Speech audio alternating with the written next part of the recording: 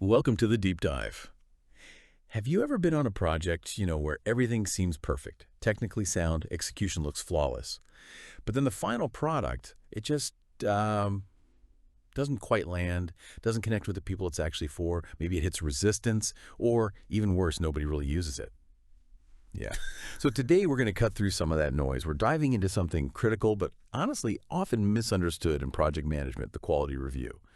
We're pulling our insights today from a really great source, the book Project Management for Project Managers by Orlando Casabone. Our mission, to really figure out what a quality review means beyond, just a checklist, and why getting its true purpose right is such a game changer for project success, and, importantly, for building real stakeholder confidence. Exactly. And what's really interesting is how the usual way of looking at it kind of misses the bigger picture. Quality assurance, when you really dig into it, it isn't just about catching mistakes after they happen. It's fundamentally about proactively building trust, building acceptance for that final thing, making sure it's not just good on paper, but actually, embraced by the people who really count. Okay, so let's unpack that a bit. These structured quality checks, what's the real objective then? If it's more than just spotting typos or errors, what are we actually aiming for? Well, the number one goal, really, is to involve key interested parties in promoting wider acceptance. Whew. Now, that sounds maybe a bit like management speak, but it's actually super practical. Think about it. You're bringing in the actual users, right, to check usability. You're bringing in the subject matter experts for technical accuracy, maybe compliance, and, this is key, the decision makers to make sure it lines up with the bigger goals. All of them. Looking at the product, interacting with it before it's officially done and dusted, it totally changes the dynamic. From here it is, hope you like it, to let's make sure this works together. Involving those key interested parties.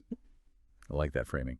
So if we're bringing users, experts, decision makers in earlier, how does that actually change the feedback you get? Is it less about find my mistakes and more about, are we building the right thing together? Precisely. Yeah, it shifts the whole feel of it. It stops being this inspection, this a potential gotcha moment, and turns it into something genuinely collaborative. That transparency, it builds trust, communication gets way better because everyone feels involved, feels heard, and ultimately it just massively increases the chances the product gets accepted, without a fight.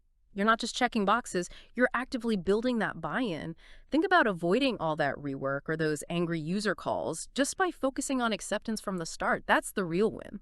That makes a ton of sense. Yes. But let's face it, there are definitely some common mix-ups about what a quality review isn't, right? Like some people think it's just the time to catch typos. Yeah. Or maybe it's just about getting that quick signature to move on. Yeah, and that's a really crucial difference to understand. Look, minor corrections, typos, sure, they might get pointed out. It happens. But the review meeting itself, it's absolutely not an editing session. That's not its purpose.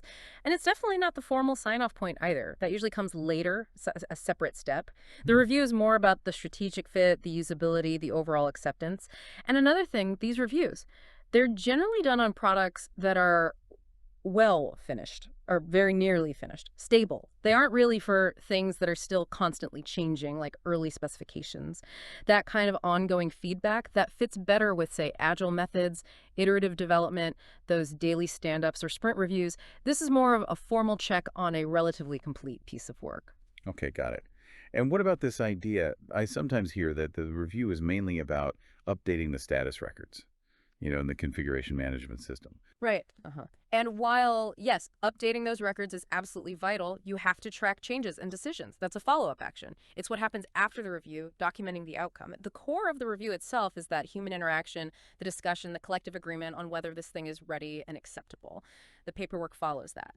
So thinking about all this, what's the real takeaway for someone managing a project? It means you need to shift your mindset, really, away from just tactical error finding towards strategic engagement.